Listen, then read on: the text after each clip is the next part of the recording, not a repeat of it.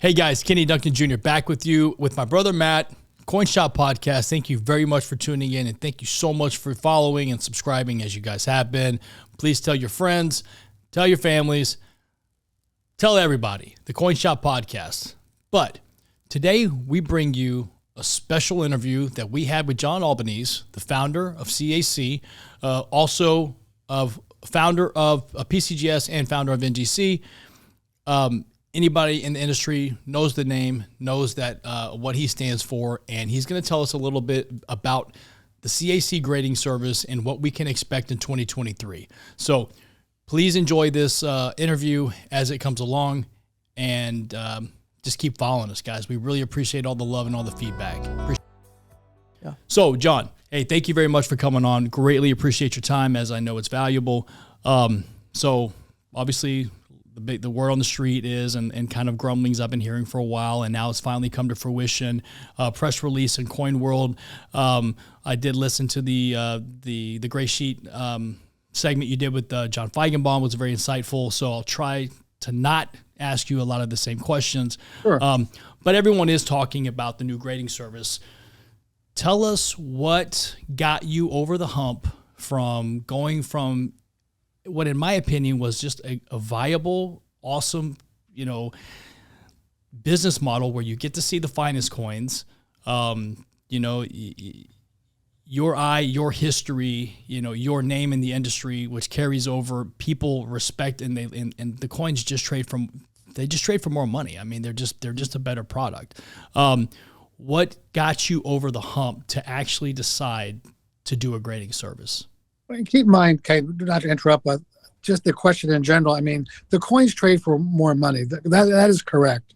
And it's not like we're doing anything really that special here. In essence, the knowledgeable buyers have always paid more money for those coins before CAC existed, before grading services existed. So, I mean, nicer coins just sell for more money. It's just the way it is. We just identified them formally, where the grading services would really put one grade on a coin.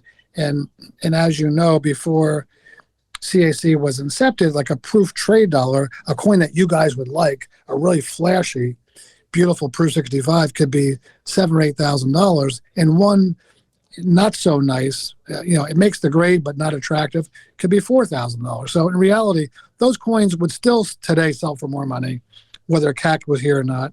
But I think this at least, this sort of levels the playing field, where rather than dozens of insiders paying more money for nicer coins, it's enabled your customers and tens of thousands of customers to have the same advantage that you have. So in some respects, it may have hurt the coin dealers in some respects, but I think it's widened the participation. So we do have more people buying coins today than ever, and buying nicer coins. So I think overall it's been a benefit.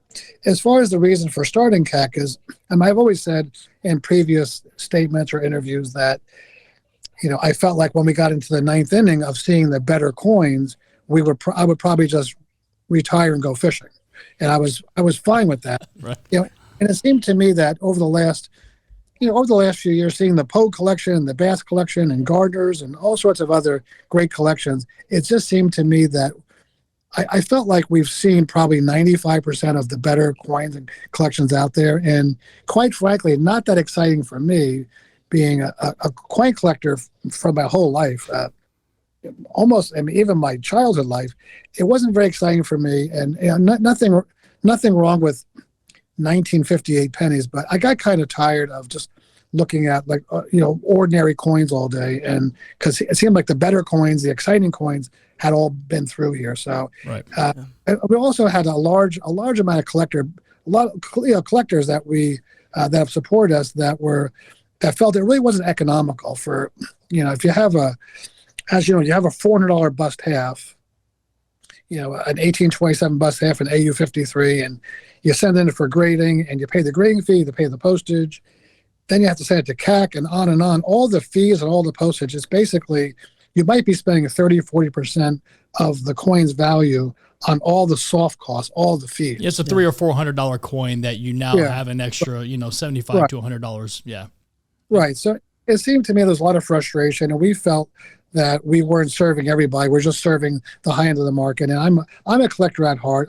I speak to collectors every day. Most of them, that $400 coin, to them, it's a treasure. It could be their disposable income for the month or for the year. Yeah. And I just felt like we weren't serving that client. So it seemed to me like it was a better business model for us to sort of to help that consumer as well, and just have one-stop shopping. This way, they can send the coin to CAC grading, get the CAC grade, and not have to worry about shipping it all over the country. And it just seemed to be a better business model for us. I agree, and it makes a lot of sense. And I think, as you mentioned, there's more collectors these days than I've seen in the past, especially with the younger guys. So you're this 15 to 25-year-old. We get a lot in our shop, which we welcome, and we love to see it. Right, we love to see their tenacity. We love to see how smart they really are, because they do the homework. They're not like some of the older guys or some guys in my who kind of learned through. I had the privilege to learn from my dad. Right. But with that privilege, it wasn't like he was giving me a lot of information. He wasn't giving me a lot of backstory or the history of coins. Yeah. It was more about the market, the business side of things, and that's what we did. These guys are, like you said, they're going to coin shops or coin shows, and I say low hanging fruit, but they're buying like the green tags and the old green, the Rattlers and the fat NGC holders, and hoping to send them to CAC and get a gold or a green CAC, and to them, that's their business model, and they love it. It's fun. Right. This is gonna, in my opinion, completely change the game, and I think change the game for the better. Because now, if you do have, 85 83, 84, 82 CCs and 5, or that you think are gem, all you have to do is just send them to CAC. You've got a coin that's going to be accurately graded. Yep. Right. And I think it's not just for the 1795 fives. It's for also all the other coins that touch the market. If we look back at what we've sold over the last 2 years, 3 years on the internet and through the store, it's a lot of sub $2,000 coins. Yeah. And those are the guys who, they bud, right? They bud into being collectors, And a story that I spoke to Laura Sperber several times about the story, and we know Bob Simpson, obviously a legendary collector, but the first coin he bought from Legend was a CC dollar for a few $100s. Really? Okay, so look what happened after that, right? Yeah, right. Amassed an amazing collection. Yeah, right. So when you're selling these, $500 and $2,000 coins, you're really planting seeds for future collectors, right? So I think it's important. Yeah, no, I love it. That's how we've built some of our biggest customers in the store. Sure. Yeah. So Matthew's done an amazing job of building some great collectors who just basically came into our store and said, "Hey, I've heard about you guys via, a friend, referral, television, or whatever. Yeah. I want to get into coins. What do I do?" Right. And or had coins passed down. Right. From the family and I've never seen anybody do as great of a job as Matthew, to sit there, to take the time to go over things. And we're not trying to hit a home run. This is a lot of Tony Gwynn type stuff, singles and opposite field. Like, we're trying to do everything we can to try to create. Right. Yeah. Yeah.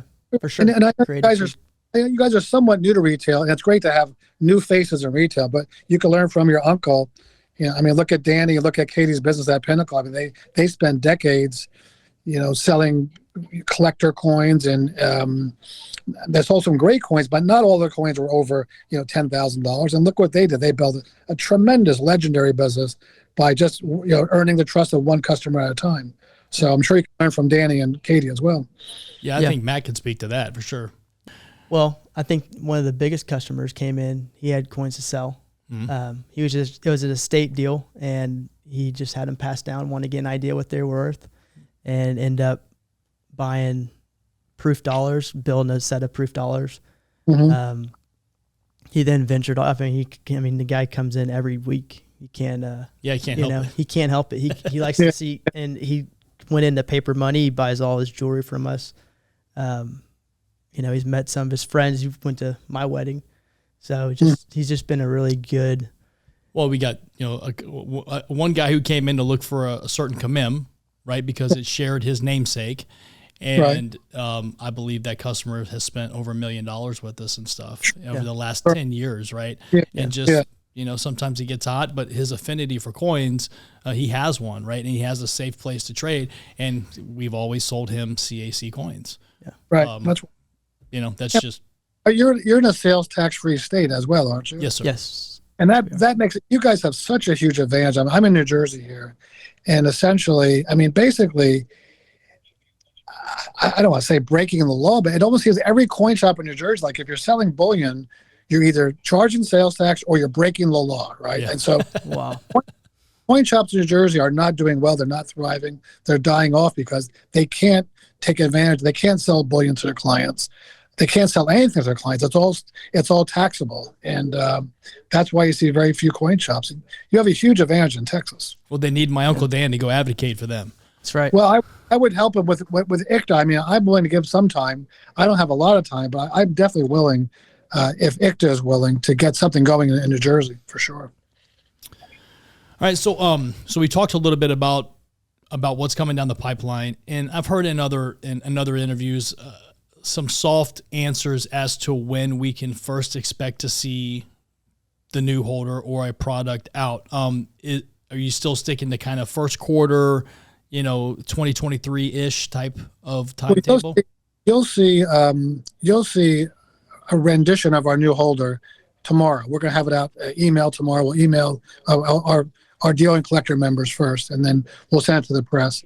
Right now the holders are being tooled, the software is being written, the building is being, it's almost like a gut renovation. The walk-in safes are being installed. Wow. It's a lot of, there are a lot of things in motion, and we always felt that if everything worked out perfectly, there was not one delay, we thought maybe in December we would grade our first coin. But I mentioned that to the contractor, and he just gave me the eye roll. So we're thinking now, if everything goes perfect, we'll have a soft opening in January, and that opening it's really going to be very limited because we'll be training the staff, and we don't want the staff's first coin to be a 1796 quarter and 64, right? So we'll be doing more common coins, maybe silver eagles, but the first 4 to 6 or 8 weeks we'll have a soft opening for the CAC shareholders only, because we're going to be making mistakes, and we don't want to.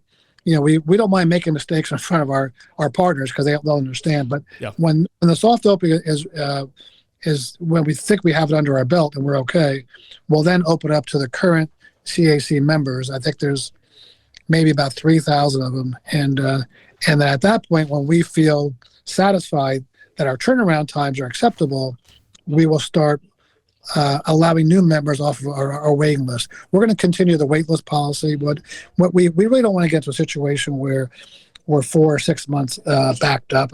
That's not acceptable to me. It could be unavoidable. It's hard to say. As you know, it's not a scalable business. So if you get twice as many coins in March, you just can't go out and hire twice as many graders and twice as many.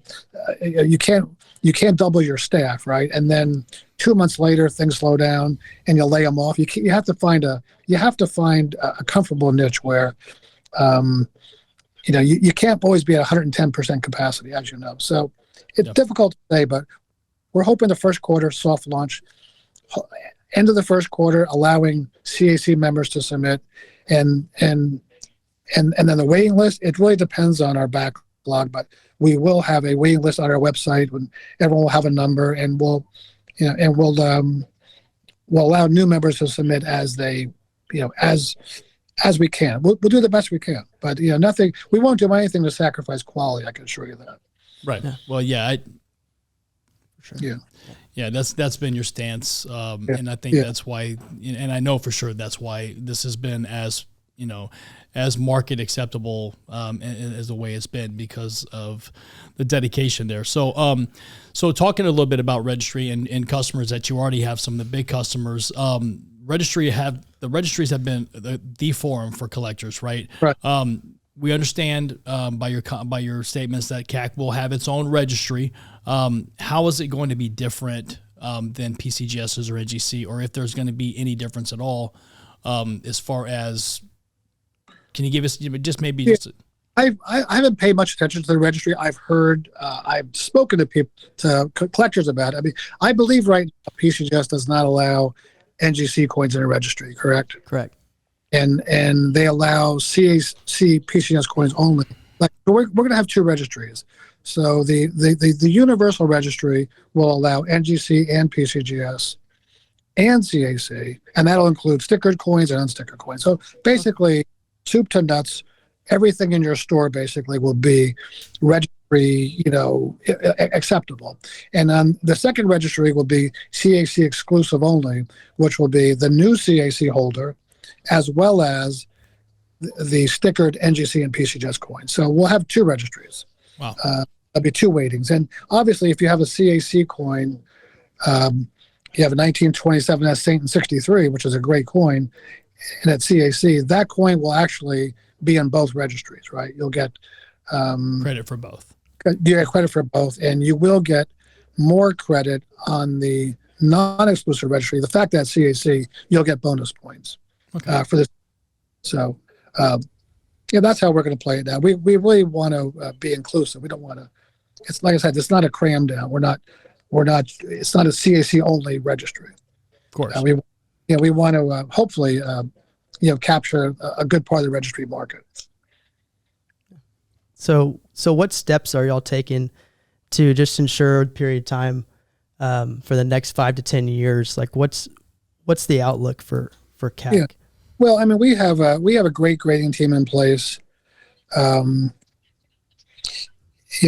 Three top-notch guys, Bill Shamhart, Ron Javusky, and John Butler, that are all superb graders, and we all see the same things. And right now we're calibrating and getting used to each other's subtleties, and we're doing very well. I'm very pleased with it.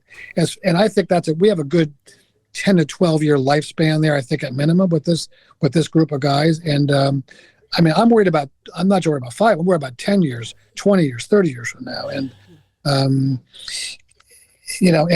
I've stressed this strongly, and this is again a mistake that I made at CAC, is that we don't have a grading set at CAC. We look at coins every day, but we don't have a real grading set. It really makes sense to have a grading set to stay calibrated. And at CAC, and I put this challenge out, and again, it's a contest we would love to lose, but we really want to have the best grading sets out there, right? And not just a few Morgan dollars, but we should have 50 or 60 Morgan dollars in a grading set. And I believe required by the graders, I believe if they're required to look at these grading sets, on a weekly basis, and it just keeps you focused, right? And it's very easy to subtly veer off to be a little too tight or a little too loose. It's very easy to do over a period of years when you're sort of stuck in a dark room all day looking at coins. It's very easy to do. But I believe if you look at the grading set and you discuss it and you calibrate, I believe that will keep you focused, and that should keep the band much narrower of any kind of deviation. So I think to me, that's the key. And those grading sets are also the key to testing new graders and teaching graders. We're going to use it for educational purposes. So, and dealers such as yourselves, it's not going to just be at our office in Virginia Beach where no one could see it. Like I fully expect, not at this year's fund show, but at the fund show in 2024, I expect to have a dozen or 20 wonderful grading sets out there for the public to view, and not at our booth, but at your booth. You might have the Morgan Dollar trading set. Danny's firm might have the Peace Dollar grading set. With our partners, we're going to rely on our partners to help us with it. The ones that want to help us, they'll be throughout the floor, and it'll be marketed. Hey, come to U.S. Coins' table at the fund show. Look at the grading set, and people will be able to comment, to critique it, and it's important to get it out there so people can see your standard. Right. Yeah, I heard that segment that you did with John Feigenbaum, and I thought you talked a lot about the calibration and making those sets, right. And about like you said, coming back from vacation on a Wednesday and trying to figure out how to get back in the saddle, how to get the how to clear the fog, how to see the coins again the way that, and And you're right. I mean, you have to have some type of calibration. And Right. if you're looking at this business model, because I believe this is a business model that's going to blossom, but 5 years is a short time. That's right around the corner. But it's the 10 years, right? How and a calibration set and an actual, hey, this is our standard set. This is what we're not going to deviate from. I believe Right. really, it does. It lays the groundwork and the framework for what, Sure. what's to come. So I think it's a great idea. And I think that's really the way to combat, Right. being on either side. Right. And keep in mind as well, like, I mean, I'm 63 now, but, and I'm the oldest of the graders, but there were from the mid 50s to early 60s. And, I mean, our first job, after we get up and running, our first job is to replace ourselves. Yeah, Eventually replace right. ourselves. Yeah, We're looking for younger, sharper guys. of course. I think Blake Duncan, actually, his application arrived today. And we're going to have him in the grading room for a few years before there could be a finalizer. But we are planning, on replace. Otherwise, what's the point, right? We have to replace ourselves for the future decades. No, I agree. Yeah, that was one of my first questions when I heard about it initially. Was that it's good, it's good while John wants to be around for maybe another 10 or 15 years, but what does it look like afterwards? Sure. Right. All right. So one of my questions was more related to eBay. So you do have a lot of dealers sell on eBay, and a lot of collectors buy off eBay just because of its easy practice, easy trade. Have you spoken to eBay or has CAC spoken to eBay about being able to accept the new CAC holder as part of their program in terms of how? So our friend in contact at eBay, Steve Halupka, he left about 3 weeks ago. He kind of left abruptly. And TikTok, right? Yeah. Yeah. And all I could say is, when eBay was in flux, I don't know when it was, may have been 10 years ago, about grading services. And I work with eBay. I chaired a committee along with John Feigenbaum and several others, and we set up the standards for eBay for what a grading service would need to do to comply, right? Okay. And start. I actually have some criticism for this on Google. If you Google my name, there's some guy out there in Maryland says I sold out the ordinary collector. You could publish that if you'd like, but the point is, when we came out with the standards, the criteria, only NGC and PCGS met the criteria, but within a day, ICG and ANAX agreed. So essentially, they were fine. Their holder was fine, tamper-proof. All they needed to do was display population reports for the public at no charge, and have a grading guarantee. And they complied quickly, and they were on eBay the next day. So it was like no harm, no foul. I still got criticized for supposedly sticking up for just the big boys, but it really is just a fair policy. I believe the criteria was having 50,000 coins out there in the marketplace and having a buyback guarantee for authenticity and grading. We check all the boxes. Of course. I haven't spoken to eBay officially yet. Another gentleman I know just rejoined eBay who was left for 8 years. All I can say is I'm highly confident that our coins will be listed. Yeah, I can't see or imagine any reason why not. Yeah. But that was someone asked me about that. Sure. And I thought it was a pretty fair question. Right. Getting into a little bit of the nuts and bolts about we've talked about the launch. We've talked about some of the nuance. Now, designations, I think, is going to be something that's something that I'd like to know too. How are you going to carry over? So, for instance, some of the designations, PL proof, DMPL. What about the difference between specimen? So NGC calls some coins specimen. Branchment proofs. I mean, and I don't. I know it's kind of. How do you see that initially? To me, a branchment proof is a no-brainer. 38.0 half, 94S dime. Those are branchment proof. Okay. That's what about 93cc dollar? And I've seen stone cold proofs. I've seen them. They're out there. Yeah. They're stone cold proofs. I have seen branchment Morgan dollars, and whether we call them a branchment or not, they're proofs. I think, and I remember back at NGC, we were this was probably the late 80s. I was there with Mark Salzberg, and some 1927 nickels came in. And we're like, what the heck is this? The rims were twice as thick. Really? They looked 1936 Type 1 proofs. Wow. They were proof. We called them something special. And people were sneering at us, but we're like, these coins are not 1927 nickels. But if you do, we were actually, we actually came out okay, because now PCGS recognize them, but they're definitely different. They're definitely specimens. Now there's some research has come out, but I have never seen a 1911D, let's say, quarter in proof, right? Never seen one. Right. But if one came in and it was a proof, we're going to call it a proof, right? The coin talks to you, right? Right. Despite no mint records or for whatever reason, we did recognize a 1921 Roman finish stain as a proof. And there's no mint records. There is another proof out there, I think, a matte proof, but this coin clearly a Roman finish proof. It looks, if I covered the date up and brought it to a coin show, everyone would say it's a 1909. We called it proof. If there's no mint record, we don't really care. This is not a mint state 1921, and the market, I think maybe in somewhere like around 2007, 2008, it was in an MS63 holder at auction. Yep. Where it was worth $150,000. It sold for $1.3 million. Okay. That was Brian Hendelson's coin, I think. Right. And Dan Ratner was the winning bidder. Okay. Hendelson was the underbidder, but the coin was a stone cold proof, right? And you have to call it the way you see it, right?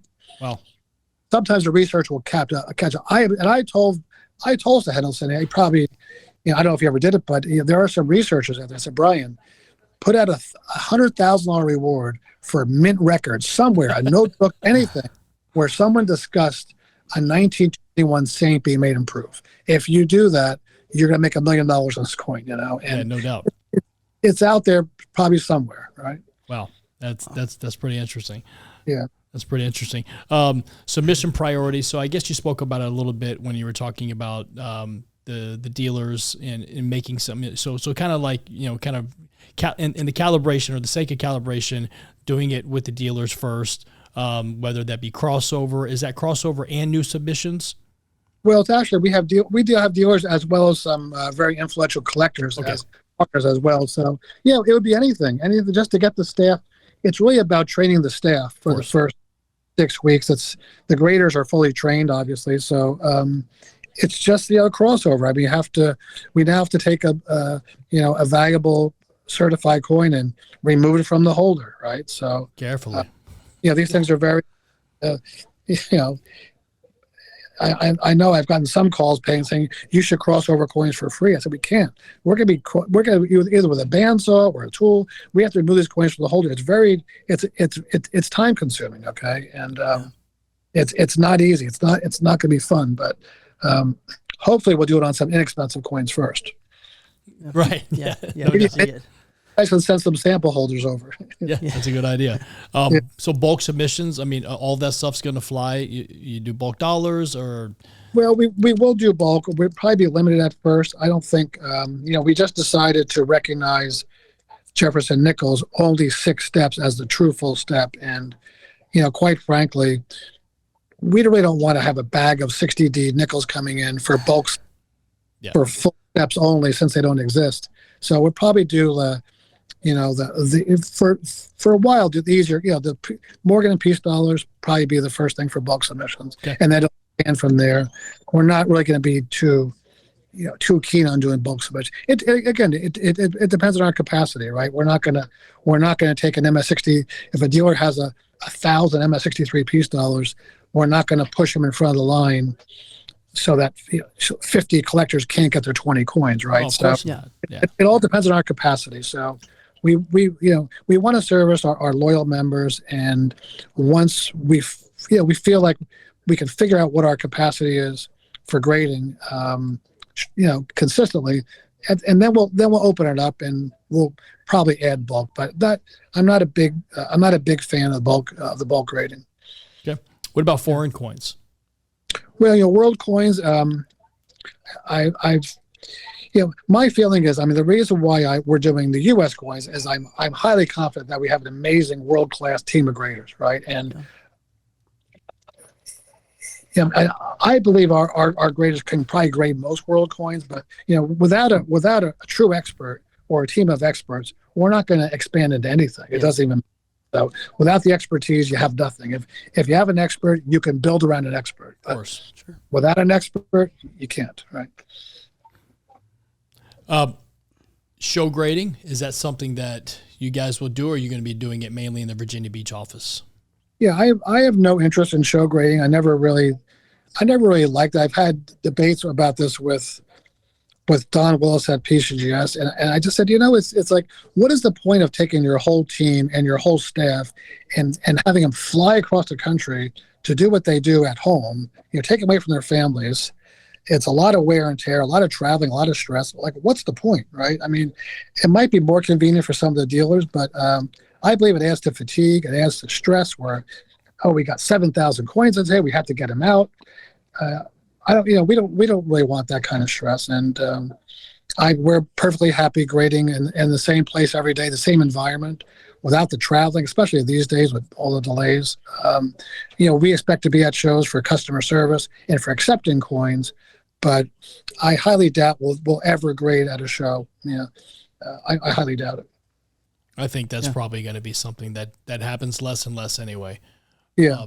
To be honest with you, just the expense and exposure, and there's so many other. Well, the expense is one thing, but in reality, it's the wear and tear on your staff. Yeah. Right. You have someone's working a nice 40, 45-hour week. Now you're telling them to work 65 hours because of a show. What's the point? And it got to the point where, I know a lot, as you know, we know a lot of the dealers, and I would discuss with them what they're doing with their coins. Well, I'm saving them for the show grading. Well, why you send them in now? They think it's special to do it at the show. They think they have an advantage. But the point is, if you grade the same way in Virginia Beach or Newport Beach or Las Vegas or Atlanta, wherever if you grade the same way at every single location, what is the point for going to different locations, right? Yeah. It doesn't make any sense to me. So, and like I said, the wear and tear. Hey, keep the staff. Yeah, just not worth it. Yeah. Yeah. Also, so we were talking about just the slab technology. We have a lot of customers that will take a coin, they'll scan it with their phone, and they'll be able to pull up, a photo and sure. Pricing and everything. Is that something that CAC is going to try to get into early, or? Well, yeah, I would say, unfortunately, yes. And the reason why I say is because these are the kind of things that make my head hurt. Because, like, viewing a coin, grading a coin, having it up in the holder, okay, that's really easy. Yeah. I did many years ago. It's really easy to do. But now we're going to take pictures of almost every coin. And you'll see your QR code or on your chip reader and their whole registry. All those are the kind of things that that's why I have gray hair now. But we will be doing, we have right now 2 top-notch photographers that we're consulting with. And we want to have the best photographs, I can tell you that. We're not going to spare the expense. Yeah. Cool. No, and like a lot of those younger dealers that you spoke about before and that we've been talking about, and that, we've all been talking about just amongst the dealers, it's great to see this influx of this young sure. this young wave. I mean, you gotta love it, right? I mean, it's exciting, to see, a young Jack or another wave of Hertzbergs and, sure. All these other guys that, you can see it in them. But they love that technology, right? They love to be sure. able to pick up the coin and tap it to their iPhone and everything, pop reports, pictures, the whole 9 yards comes out. Right. So yeah, I mean, it's a necessary evil. Right. Yeah. And it's also, not to interrupt you, but it's also great for counterfeit detection too. So if you're at a coin show and you're looking at an 1887 $half Improve 64, you could see it on you could see it on the QR code. It matches up with the coin, right? Yeah. That's important for the consumer to, just because of all the counterfeiting issues going on. One of my, I'm not a big fan of the details grades. I'm more. I don't want to be a jerk here, but like I kind of think like it either is or it isn't. It either gets certified or it doesn't, right? What is CAC's take on that? So say for instance, a coin, let's just say it's an early 5 that was an NGC 62 holder. The collector or dealer decides to submit it raw to CAC. You guys deem the coin cleaned or whatnot. What happens to that coin? Does it go into a CAC details holder? Does it come back? How are y'all going to handle those types of coins? Well, it's really, without seeing it, it's kind of hard to answer the general question, but I do believe that you will see many more of our coins graded details than what you see today. I believe a lot of them should be details holders. I gave an example somewhere on our FAQs on our website, but I mentioned, and I see one of these like every week, like a 93S dollar. It's like AU58. It's almost new, but it's clean. Like I believe harshly clean, the way I see coins. Right. Not for me, but the coin trades just fine, and maybe it gets knocked down to a 50 or 53 because they're deducting for the cleaning. But I would just prefer to call it AU50 cleaned or AU50 details cleaned and leave it at that. I don't believe in market grading coins that have problems. So we will do details. At first I didn't want to do details at all. I want to just put them in bags, but there are consumers out there. The recent bass sale had a 1797 half eagle, $250,000 coin sold for $80,000 because it had damage. It's still a really rare coin, and it's still a very collectible coin. You would buy it, your dad wouldn't buy it, but there's still a market out there for people. Just want to know their coin's real or genuine, right? Yeah. And if you send them in a body bag and it says genuine, it doesn't really do them any good because they can't prove that was their coin, right? Right. If it's in the holder and it's certified, it's fine. Again, I'm not a believer, but there are many coins out there that are, things like early chain cents and half Disbeys and $1,794. They're so hard to buy in CAC quality that a details coin is still a very respectable coin. Right. A common coin, not so much. As you guys have probably seen a dozen Stellas in the last few years that were just polished, right? They're still $50,000 coins, and they're still rare and valuable. And if someone's going to spend $50,000 on a coin, they might as well get it certified. I agree. I kind of go 50-50 with it. I kind of feel like it's like a necessary evil, but at the end of the day, it's also if it doesn't make the grade, then it doesn't make the grade, right? It's kind of like you have to kind of meet in the middle, and I guess that really is meeting in the middle, right? Yeah, it's just that you're being paid for professional service. Yeah, you do the service, and you let the market decide what happens, right? Yeah. No, essentially that's what it is. So we talked about a little bit about branching out. Obviously, we haven't even gotten into grading coins yet. So, we've had some questions about maybe in the future banknotes, paper money. Is that something in the future, or even in the scope of what's to come? Can you? Yeah, no, I think paper money under the right conditions. Again, starting out with the top experts, certainly I mean, it would be foolish to say no. It is numismatics. Yeah. I think large size currency is gorgeous. No doubt. Agreed. I would like to get into that field, but again, only if we had the right team. Okay, so taking that, so PCGS and NGC have expanded into sports cards, comic books, other collectibles. Okay.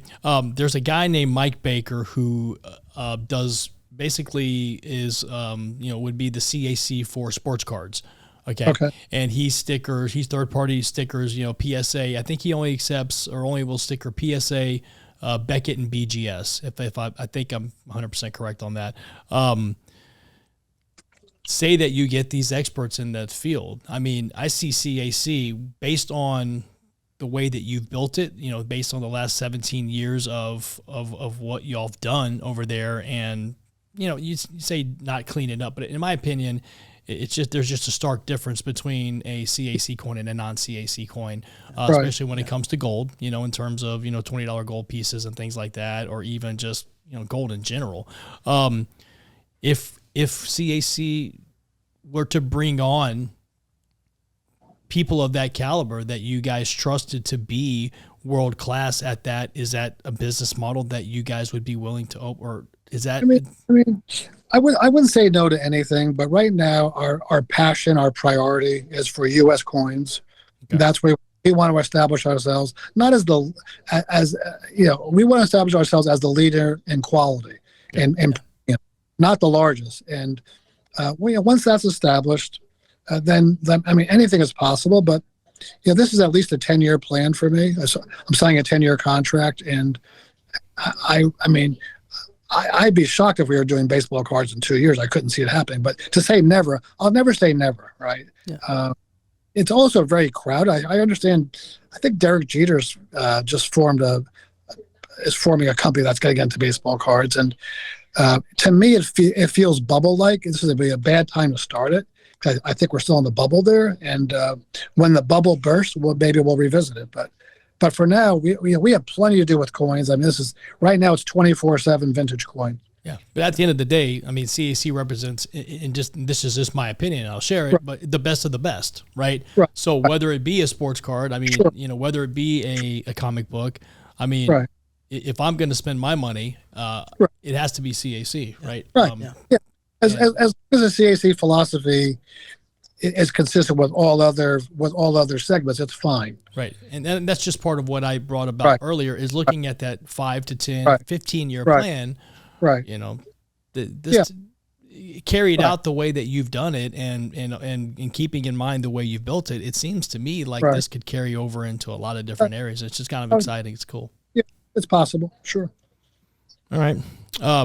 So you said tomorrow there'll be a CAC lab, so that everybody's obviously going to be excited about that. Picture. Nice. I'll send you a text after the podcast. We just can't share it. I won't do that. Yeah. All right. No, I won't. I wouldn't do that to you. All right. Well, cool. I don't really have anything else. I appreciate your time. Do you have anything? I was gonna say, you don't have to share, but do y'all have a coin in mind for the first holder? Yeah. We're gonna have a. I've actually promised 3 people the first coin, so I have to read. But what we're gonna do is B, and C. Yeah, we're gonna have it'll be a sort of a social media event, but we're gonna have a some type of a contest where for the top 10 coins, the first 10 coins, it's really, we want the collectors or even dealers to make a case why their coin should be the first coin. And of course, it's not going to be because you're a billionaire and you have them but a special coin, maybe your first coin. It could be a $5 coin. It could be a $500 coin, but it's more about the story, right? So, so the first coin will be the best story, and the first 10 will all be great stories. I like that. Yes. Yeah, that's cool. Yeah, it is pretty cool. Yeah, I was thinking of That's a lot cooler than just picking the. Oh no, you had a cool idea too. I had a cool idea too, but I won't share it now. Your idea was better than mine, I like so that. I'll keep mine to myself. Right. All right. Well, hey John, I appreciate